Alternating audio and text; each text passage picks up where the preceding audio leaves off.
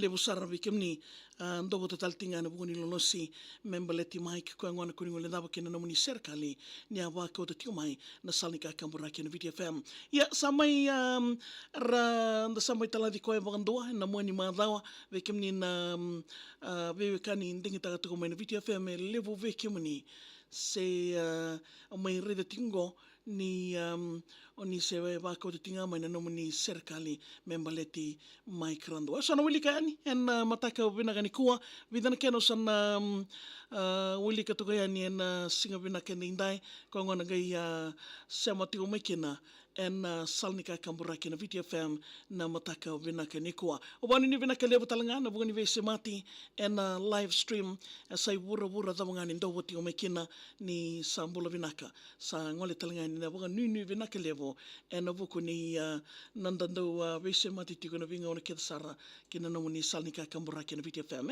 dona kena mai bola en mataka vina kena indai mai dingo mi rasar talanga mai ve toka sa sain ronro en mataka ni kuwa o bogotolo kina nongo ya sana nongo Serekali me titu kuna manda membaleta nga endo na mbola yanga tailevu nisinga na imbole raramba tikino na kela me sa da wiada renreve ya me wa madala membaleta endo na mbola saru yanga Maikeli Radua ungori na dana pononi dagadaka me sa da wiada wakinda mataka na ve mataka na muni programo me una na makisara do monra tu na turanga me sa tike bona ya wala kurusetiviti na muni takali en lesu mai ena venga ravi non daru taoni me laki wagadawari taoni ni tolu na sana kona tawa ngoile davi ni sarava ka wana numa ni ureda lesu tale na itobo ni nomumbula wa mosialo ninda mai wana numa sevotaki ni saka di okwaya na ibambula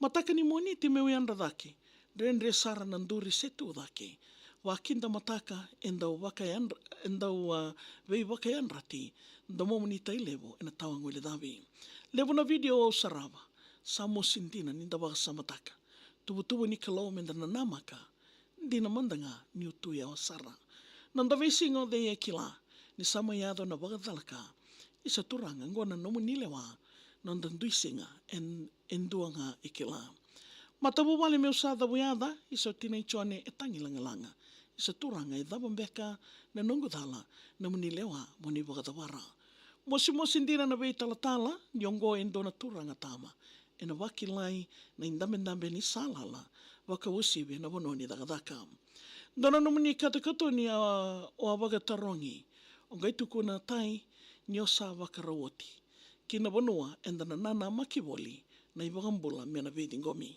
Damo kaula sama yoti na muni waga salatai sarui mosi e anga waga levo weke mami na ndau ni wei toko ni kune waga eloka ni ndilio me nandua na kemo isusomi nongo Serekali me sati ni manda au na ngone ni nondaru ya sana ya tu mambua mai dhabuti raramba Morgan City e kila ile usara ma de manda nongo turanga tai au na ngone mai ndelai ndina nga ni ndaru senga ni verai Siti ke mami no muni sama ingai.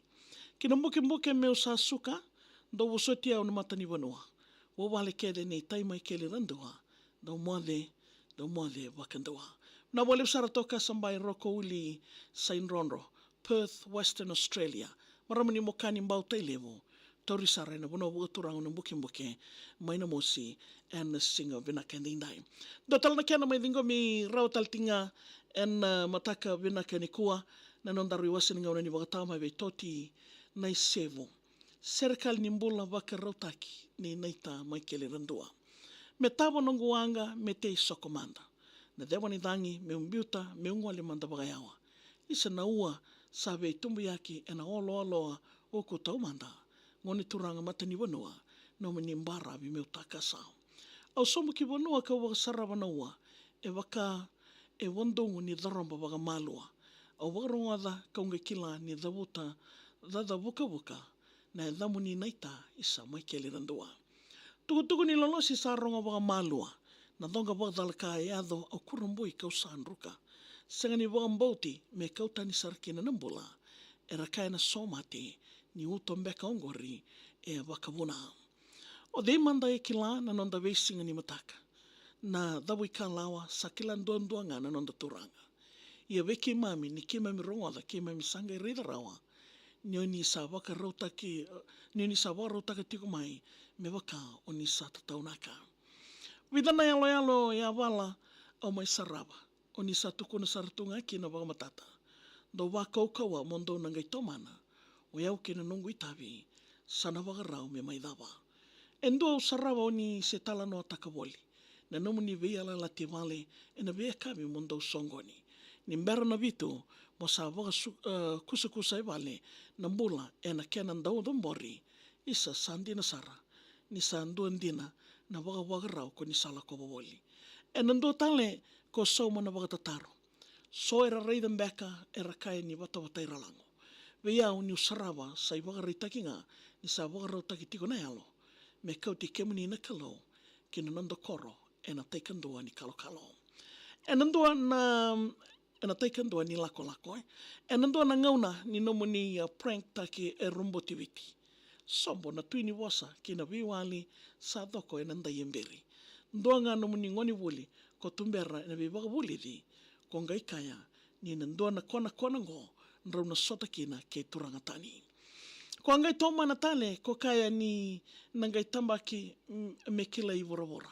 Na isau ni prank ya ni senga tali ni ringo ma wakandua.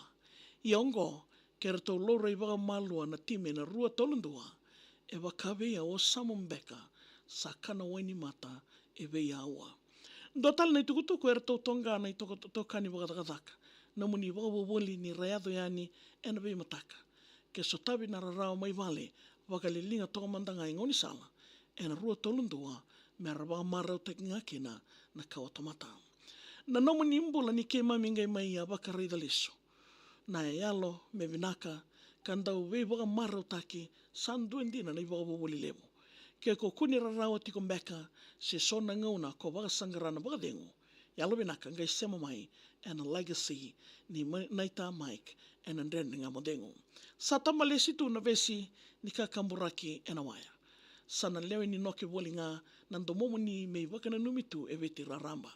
Sa kawinda na doke kana ndre menda reida na kena isosomi me lamata. Ngori na ngai tukuna nga ko ngauna kana ngai lewanga na nonda turanga. Sa doki kavivi na idodho ni vingaravi. Sa lombiraki na isulu waka ndau ni kakamuraki. Waka isa ndina tukuviti e na nomu ni Serekali isa na ndomo koula e na viti. Sa dawandina na nona vingaravi. O ni sa sudumbeka ngā mai mo ni ndau ni wei waka marutaki. Na wei tala noa lasa o ni waka ndendre ke mamikina e na rosanga woluka diu kede na embaki. Na udu mai ndurumbeka se na wei sa mei sa rawa ngā na ndendre e wei kawi ia sana mai mbalolo tunga ni waka nanano ni o ni Serekali. Sa ndondina na i waka wawoli levo o ni sa mbiuta tu mai naita na yalo mama rao me ndau kudawu kina na tamata kedenga. Mai na mataka ya kawi se mani mbongi levo nraki vinaka se nraki da ni sa iau levo na lotu ke na loma vinaka na i wola tambu ni atonga. Vero tau na veiti nani me uta lewa nomu ni waka wawoli. Ndau wei wali, vendrende waki ke na yalo mama rao me ke na iutori. Na ngone menda ka kua sara ni ngode e na nonra susungi ka tumberi na lotu kene woli. Dhawa na mbula menda tawake jisu melio o kendaru mendaru na mori. Modemanda naita i sa mai dava. Nonda lasa ngai ke i sa sandina sarai.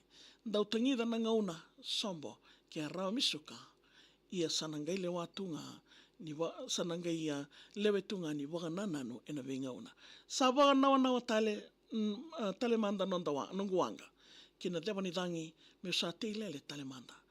Korore me laki kele tale na andi lele iwasa ni mode naita Maikeli Radua me nangai laki sota e na kinda ni mataka. Ia bikim ni na veo kani ndo wale tiku mai na singa vina ke nindai. E na nondaru iawa ni ke nandaru ngodi na Serekali Namaki. Ruana ke na mai dingo mi rawatiko. E na nondaru i wasininga una ni vakatawa salnika kamburaki na VitiFM. Na magatal na Serekali